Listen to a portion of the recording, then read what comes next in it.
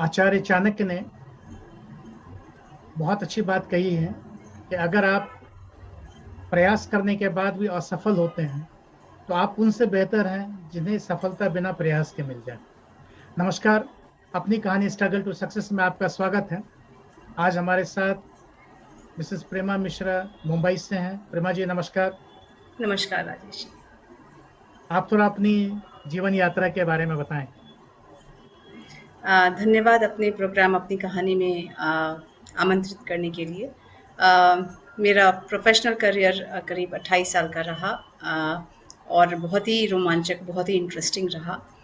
और मेरी जर्नी में मैं एक स्पोर्ट्स टीचर से, बिकॉज मैं एक प्लेयर थी, वहाँ से एक कंपनी की चीफ ऑपरेटिंग ऑफिसर का जर्नी बहुत ही कमाल का रहा, जो 26 साल का था। और वो 26 साल में शायद ऐसा लगा कि मैंने 40 साल का एक्सपीरियंस लिया, क्योंकि हर दिन एक रोमांच भरा था, हर दिन एक नई स्ट्रैटेजी होती थी अपने को सिस्टम में एडजस्ट करने की, लोगों के थॉट प्रोसेस से जूझने की, और कुछ वो करने की जो इसका जो डिज़ाइन सिस्टम ने नहीं किया था। व्यक्तिगत जीवन में मेरे हस्बैंड टेक महिंद्रा में काम करते हैं, और मेरा एक बेटा है जो क्लास 11th में है। बहुत सिंपल सी ज़िंदगी है, और बस हम लोगों का ये मकसद रहता है कि पूरे फैमिली में कि जो हम लोग जिस चीज़ से ब्लेस्ड हैं, क्या हम कुछ उन लोगों के लिए काम करें जो उस कैटेगरी में नहीं है। तो बस हमारी छोटी सी फैमिली है, अच्छी ज़िंदगी भगवान की कृपा से हमें मिली है, और यही मेरा अपना पर्सनल और प्रोफेशनल जर्नी रहा है। बहुत खूब। आपको ऐसी कौन सी चीज है जो इंस्पायर करती है? चैलेंजेस। चैलेंजेस। जितना डिफ़िकल्ट सिचुएशन है मेरे लिए, वो उतना रोमांचकारी, और शायद ये इसीलिए था क्योंकि आप जब कोर्ट में खेलते हैं तो आप लड़ते हैं, लेकिन उस उम्मीद के साथ कि जीतेंगे।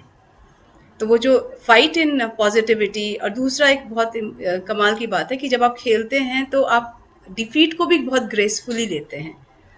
तो जो एक्साइटमेंट होता है, अगर कोई कहता है कि ये नहीं हो सकता, तो मुझे लगता है कि एक पॉसिबिलिटी उसमें जब क्रिएट होती है, वो मुझे बहुत मज़ेदार लगता है, वो चीज़ मुझे बहुत एक्साइट करता है। ऐसी कौन सी घटना है जो आपको बहुत प्रभावित करती है, जो प्रभावित किया है? बहुत इंटरेस्टिंग सवाल है। मैं आपको बताऊंगी, जब मैं डीपीएस में काम करती थी और लोगों को कहती थी मुझे भी प्रिंसिपल बनना है, और वहाँ पे मैं senior head of the department थी, फिजिकल एजुकेशन डिपार्टमेंट की। तो सब लोग बोलते थे कि हाँ, स्पोर्ट्स टीचर कौन प्रिंसिपल बनता है, और अगर तुम बनोगी तो रिटायरमेंट के टाइम पे बनोगी। और इतना टाइम मैंने अपने आप को दिया नहीं था। और उसी दौरान मैंने अपना मास्टर्स ह्यूमन राइट्स में कंप्लीट किया था।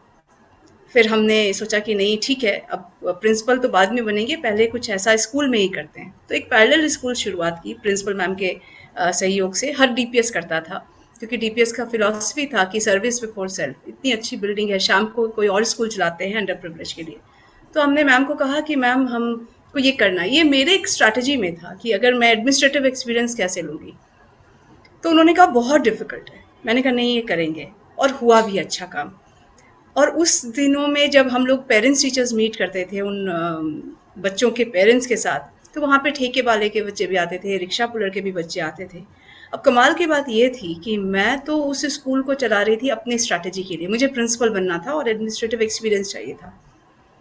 लेकिन एक पीटीएम में एक रिक्शा पुलर ने मेरा पैर छू लिया, और उसने कहा कि मैंने कहा बताइए, आपको क्या बच्चे को कॉपी किताब नहीं मिला? क्योंकि मैं फंड रेज भी करती थी इन सब चीज़ों के लिए।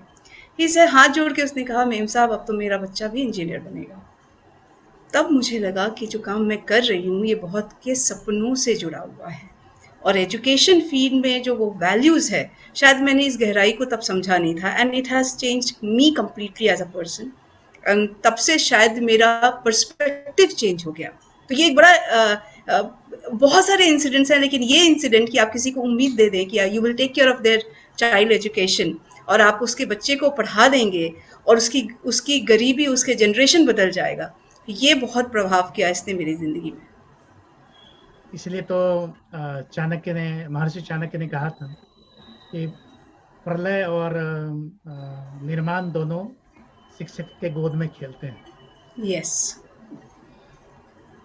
फ्री टाइम में आप क्या करते हैं? थोड़ा ये पर्सनल बात है लेकिन अच्छा लगेगा सुन फ्री के। टाइम, तो मुझे कुकिंग का बहुत शौक है और लोगों को घर में इनवाइट करने का बहुत शौक है, मिलने जुलने का बहुत शौक है,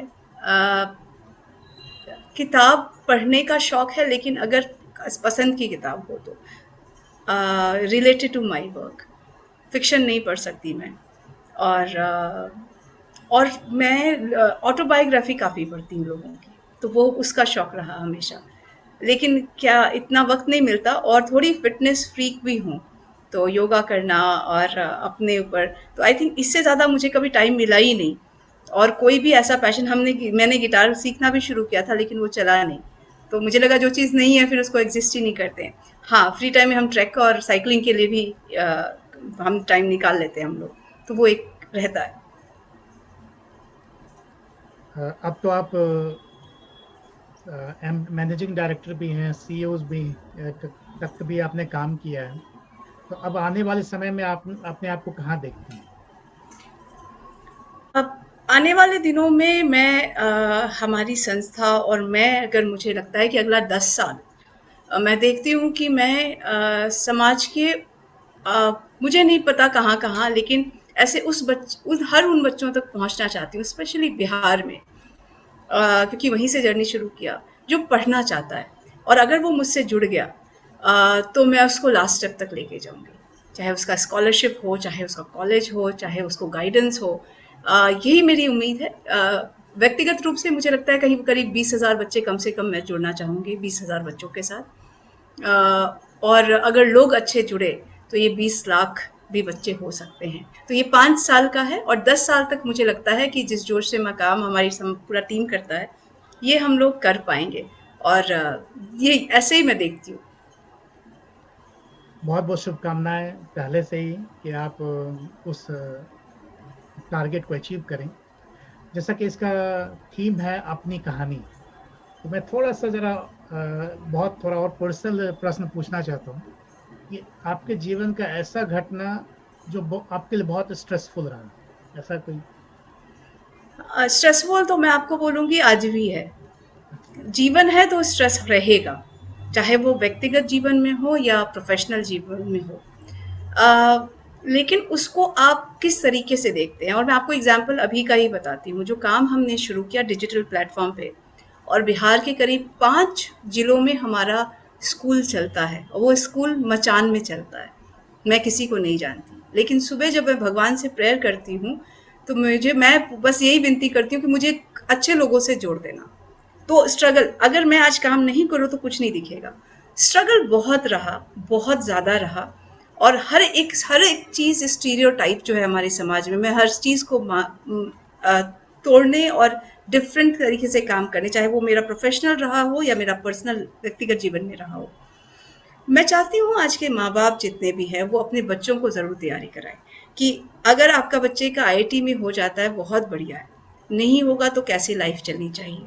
आपने पूरी ज़िंदगी अपनी बेटी को बोला कि उसको शादी करके दूसरे घर जाना है। नहीं चला शादी तो कैसे रिस्पॉन्ड करना है। तो वो उस चीज़ के लिए प्रिपेयर कराइए जिसके लिए कोई नहीं करता। ये बहुत इम्पोर्टेंट है। तो स्ट्रगल तो रहेगा, रहा है, आगे भी रहेगा। उसको तरीका कैसे है, क्या आप उसको कैसे उस चीज़ों को सहजता से लेंगे और अपने व्यक्तिगत जीवन पे उसका प्रभाव नहीं डालेंगे, क्योंकि ज़िंदगी है तो स्ट्रगल रहेगा। आने वाले और हमारे यूथ के लिए आप कुछ कहना चाहेंगे?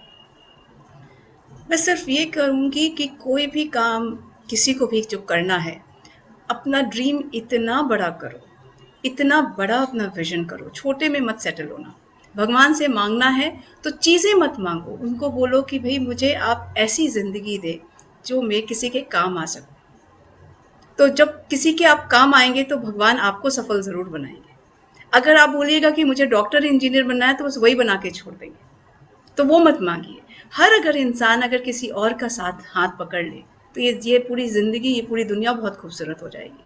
मैं ये नहीं कहती ये सारी चीज़ें बहुत आसान है, लेकिन मुश्किल भी नहीं है। तो जितने भी युवा हैं, उनका आपका पोटेंशियल बहुत है। जिस तरीके से आप जब एक मूवी देखते हैं, किसी को हीरोइन का ड्रेस पसंद आता है, किसी को गाना पसंद आता है, बहुत सारी चीज़ें, तो लाइफ में भी तो थिएटर की तरह ही है। आपको क्या पसंद आता है, आप उसका चयन बहुत अच्छी तरह से करें और अपनी लाइफ की डिज़ाइन उसके अराउंड करें। डोंट सेटल, जो इस रूढ़िवादी दिमाग है उसके हिसाब से नहीं चलें, चीज़ें बदल गई हैं, लाइफ बियॉन्ड जॉब भी है, एंटरप्रेन्योरशिप में आजकल लोग इतना कमाल कर रहे हैं, अपनी जगह समाज में और ज़िंदगी में खुद बनाएं, किसी का वेट ना करें।